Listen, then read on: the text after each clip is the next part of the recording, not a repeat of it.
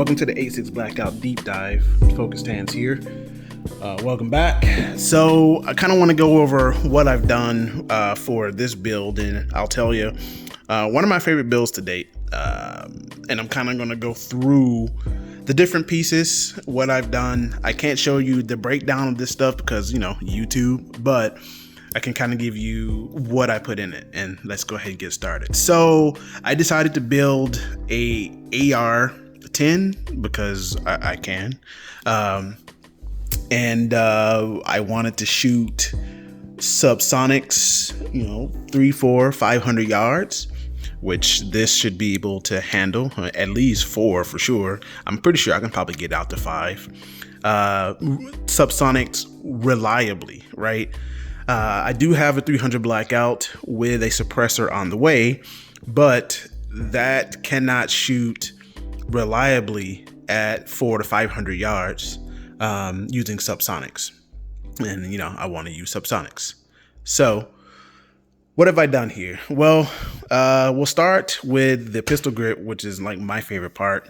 I always use these ATI pistol grips. Really good ergonomically for the fingers, really good for recoil, control. And this is actually an AR-15 part. So a lot of AR-15 parts made it onto my AR-10 build. So the next thing is I went with a stage 2 trigger from Ford Controls. This is a 2.5 pound trigger, zero, almost no take up.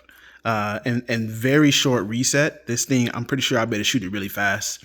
The 300 Blackout also has this one too, the 2 pound trigger, and you can get that for like $78. Like, you don't need to spend an arm and a leg on triggers. You just need to learn how to put it together, and it's really simple to do. I did it, so that means that you can do it too. I cheaped out and went with a safety selector from UTG again. I kind of like UTG, but this one was on my 300 blackout. I decided to upgrade it to my 8.6 blackout because I didn't want to buy another safety selector. And I made these equal length levers. So these are both equal length levers. Really nice there. The handguard took me the longest time to find.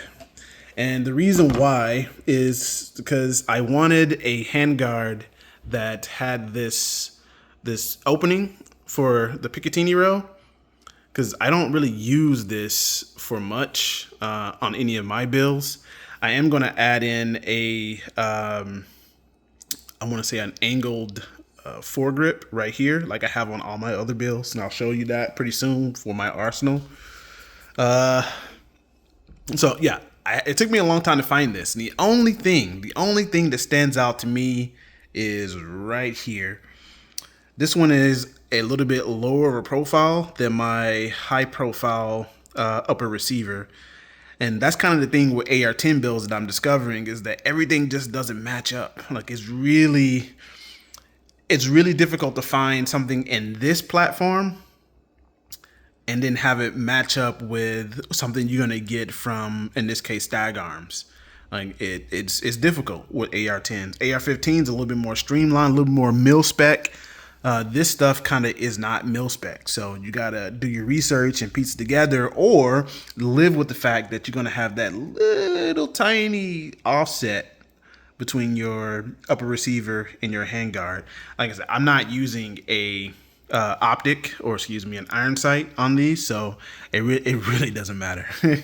But I do like the ergonomics of this with my angled foregrip. This thing is going to be a monster. Obviously, the barrel is going to be from Faxon. It's the 8.6 blackout 1-to-3 twist rate barrel. Got it for a nice steal. Coincidentally, the 300 blackout has a 1-to-5 twist that I got. That one is great too. This I picked up, and it is a linear compensator. I forget the company. I'll probably leave it in the description, but if I remember to do so. But they're, I think, the only company is out that's making linear compensators for the A6 Blackout. The guy never reached out to me when I was asking him about this stuff, so I just bought it because I needed it to complete this build. It's like $107, but the thing is nice. It does come apart, so this whole thing spins off, and then this part right here comes out, so you can clean it and whatever. I'll take it apart so you can see that. This part that can just be screwed off. You can clean this. That's what it looks like. I guess this will be your flash can, and this is your linear compensator. It just threads in. Easy peasy on that one. Okay, so I talked about that. Talked about the handguard. I forget. I think this is Tigris, a Tigris handguard. It's mil spec. At least it has the M on there for mil spec. Magazine, if I haven't talked about this is a UTG product. These actually work really, really well for the AR-10 platform. I have some that were on the AR-15 platform that I had for my chicken, and they don't work well at all. But for the AR-10, these things they work really good. I do have an issue. I'm gonna have to do a little bit of gunsmithing here. You probably, I don't know if you can tell, but if you look at that right there, my bolt catch is kind of hitting the magazine release. So I get stuck right there. So I'm gonna have to shave this down maybe like 2 millimeters to have it working clear. And then I can send my bolt home. Because right now it's not last round bolt hold opening because this thing is kind of getting caught right here, rendering that nice novelty useless. So I'll need to get that fixed. But in the meantime, like it's not even coming out now because of that. There we go. There we go. So then we talked about that. I need to do some, I guess a gunsmithing on this to get that right. This is a left-handed build. I'm left-handed. I shoot left-handed, left eye dominant. If you've been watching the channel for any length of time, you know that.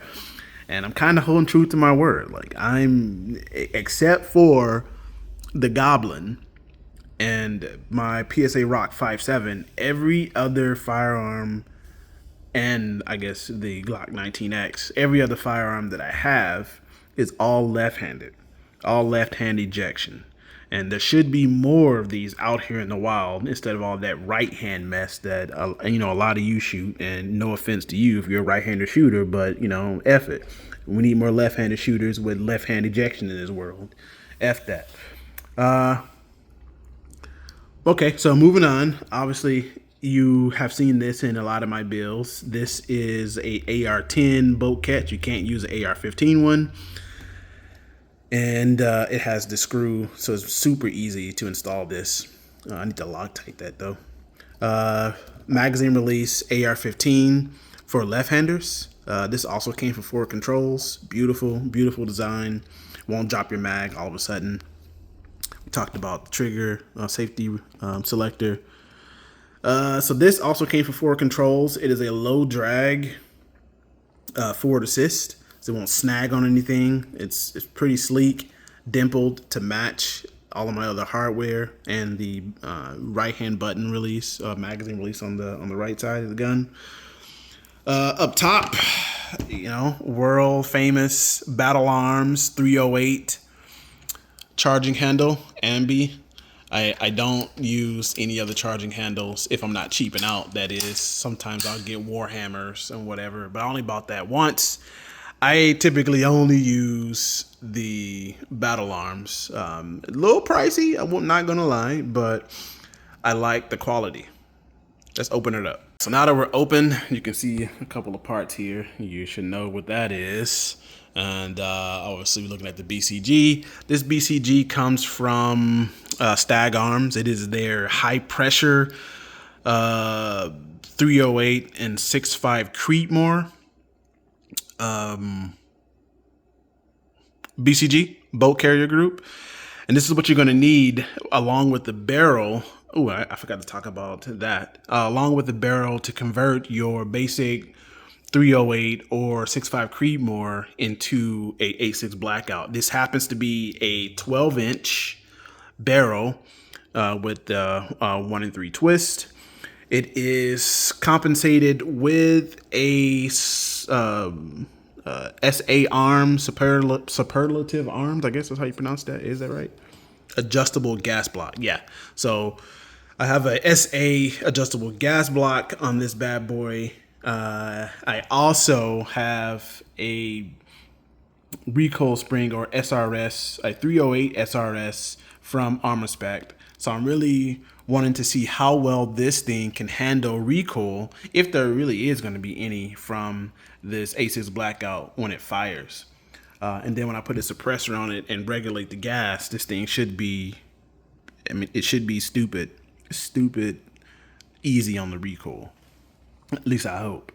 And then back here, I have a non-illegal pistol brace. So, and that's pretty much it for the build. Up top, I need to get, I always put this optic from 823 Tactical. I got to show them some love because, they were big supporters of the channel. So shout out to you, 823 Tactical. But I need to get an actual LPVO for this. And I'm not sure where I'm going to go. I actually really like Monstrum, but I don't like the reticle that they have in that, like I have on my chicken. So I think I'm going to reach out to 823 Tactical about their red tail. And I'm going to put a red tail on this because I like their tree that they have in there. And see how far I can push these things out using subs. So that's pretty much it. If I forgot anything, you can point it out. Because there's always something. I've done so many of these things. It's crazy. Y'all need to step your game up. Step your game up if you haven't done this already. It's actually not hard. And I'll say this to anybody whose dream gun this is, hopefully this inspires you to go out and build it. It took me a little while to build this thing, just because I had to research parts. I had to acquire the funding for it because I wasn't going to use a credit card for any of these parts. So everything here was paid for in cold, hard American dollars. Okay. Cold, hard American dollars. And I don't owe anyone for any of these parts. It's all paid in full.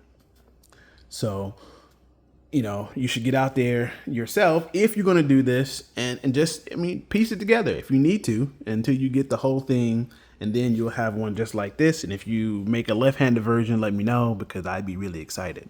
But anyway, hopefully that sheds a little bit of light on the details on what I've done for this. It's pretty basic, to be honest, and it should function and fire just like anything else. One thing I will say is regarding the weight.